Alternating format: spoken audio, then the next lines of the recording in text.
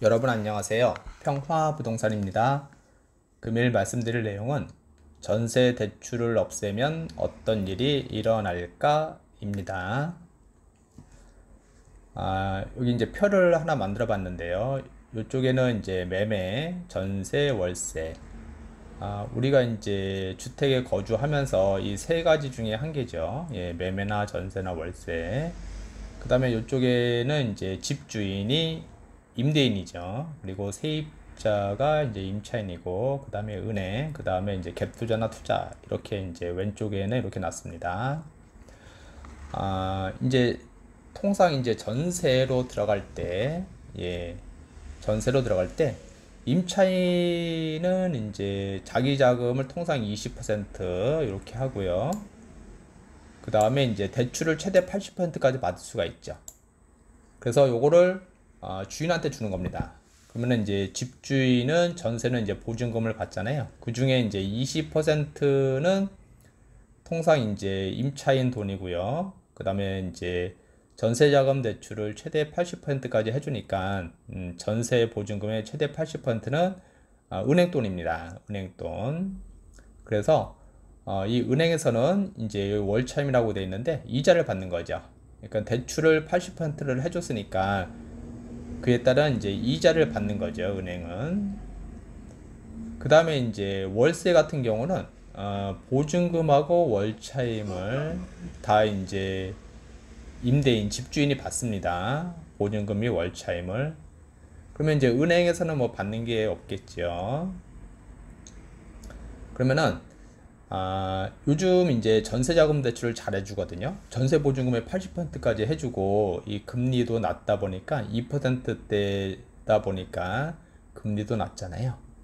예, 그렇다 보니까는 이 월세보다는 이제 전세를 많이 선호하게 되고, 그 다음에 이제 은행이 전세 대출을 잘 해주니까 이 전세를 많이 선호들 하죠. 이 월차임 이자가 연 2%대 뭐 2.5, 2.6 그 정도 되는데요. 근데 월세 같은 경우는 뭐 연 6%, 연 5%, 연 4%이 정도 되니까 이거 내는 것보다 훨씬 낫죠. 그래서 월세 사시는 분들도 전세자금 대출을 받아서 이렇게 전세로 옮기는 경우가 많지요.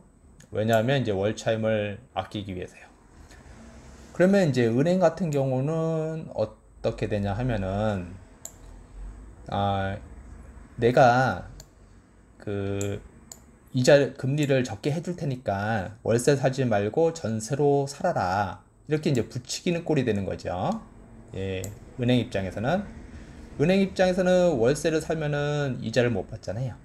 그 대신 전세로 살면은 본인들이 전세 대출을 해주고 이자를 받을 수 있으니까 은행 입장에서는 임차인이 월세 살기보다는 전세로 사는 게 낫겠죠. 그리고 이제 주인 입장에서 볼까요? 주인 입장에서는 전세보다는 월세가 낫겠죠. 보증금도 받고 월차임도 받고. 집주인 입장에서는 보증금은 적게 받고 월차임은 많이 받기를 원하죠. 근데 이제 전세로 놨다. 그러면 이제 이 보증금이 들어오는데 이 보증금을 받아서 은행에 이렇게 저축을 할까요? 은행 금리도 굉장히 낮잖아요. 예, 이렇게 안 하겠죠. 그러면 어디로 갈까요? 이 보증금이 일로 가겠죠.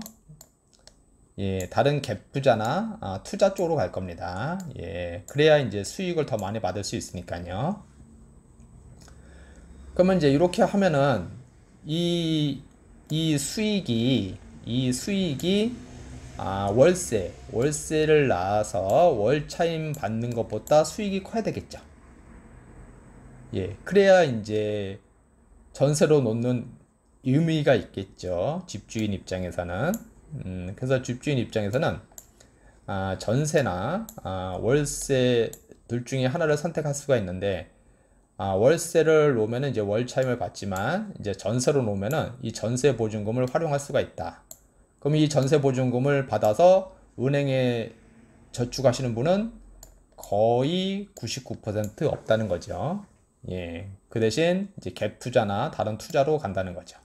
그 대신 그 수익이 월차임보다는 커야 되겠죠. 예. 월차임보다 이게 수익이 작다. 그러면은 굳이 이거 투자를 할 필요가 없겠죠. 예. 월세로 놓는 게 낫죠.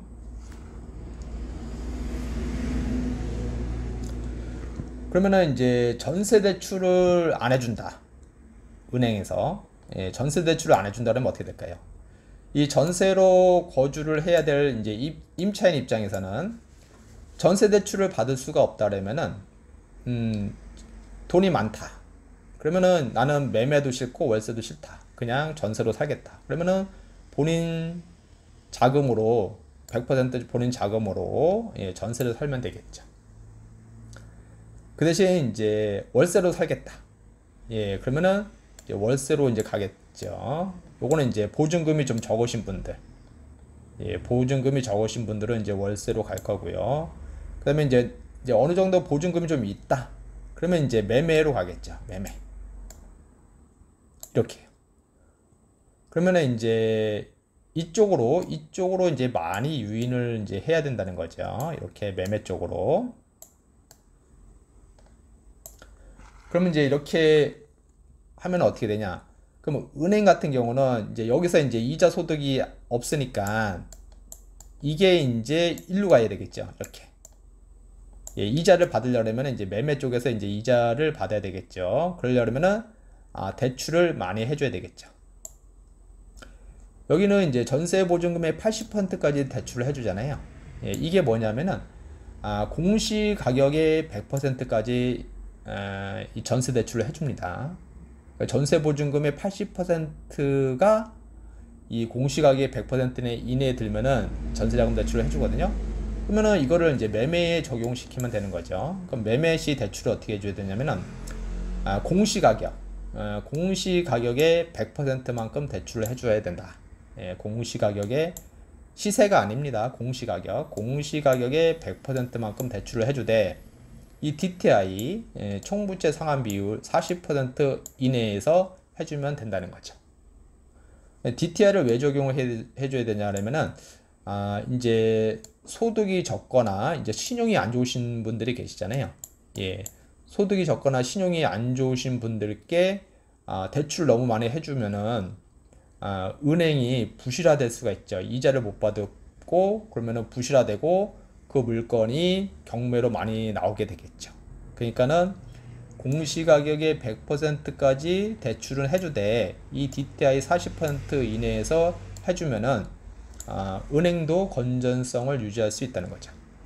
그리고 그 매수자 입장에서도 자기 연봉이 있는데 그 연봉 중에서 40% 정도는 원금과 이자를 갚고 나머지 60%는 활용을 할 수가 있다는 거죠. 예, 그러면 이제 원금과 이자를 갚는 것은 연봉의 40% 이내면은 되겠다 하는 거죠. 그리고 매매 시 대출 금리가 최저 연 2.63%부터 시작합니다. 예, 전월세 전환율은 4%죠.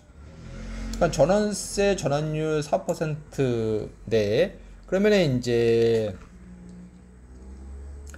이 월차임 내는 것보다 이 매매를 해서 이자 내는 게 적거나 같을 수도 있겠죠. 예. 그래서 그러면은 이 매매로 안 가고 이제 월세로 가야 되는 분들이 계시죠. 예, 이런 분들은 이제 신용이 안 좋거나 그 다음에 이제 소득이 적으신 분들, 이제 보증금이 적으신 분들, 이런 분들은 이제 매매로 가려고 해도 매매로 갈 수가 없죠. 예, 그렇다면은 이분들께는 그 월세로 살아야 되는데, 그럼 이 월세에 대해서 월세의 일부를 국가에서 지원해주면 된다는 거죠. 예, 요분들. 예. 그러면은 모든 게 다 해결이 되겠죠. 예. 그래서 이제 전세 대출을 없애면 어떤 일이 일어날까에 대해서 오늘 말씀을 드렸습니다. 예, 오늘은 여기까지고요. 본 내용이 조금이라도 도움이 되셨다고 하시면은 구독 버튼을 꼭 눌러주시면은 감사하겠습니다. 네, 다음에 또 뵙도록 하겠습니다.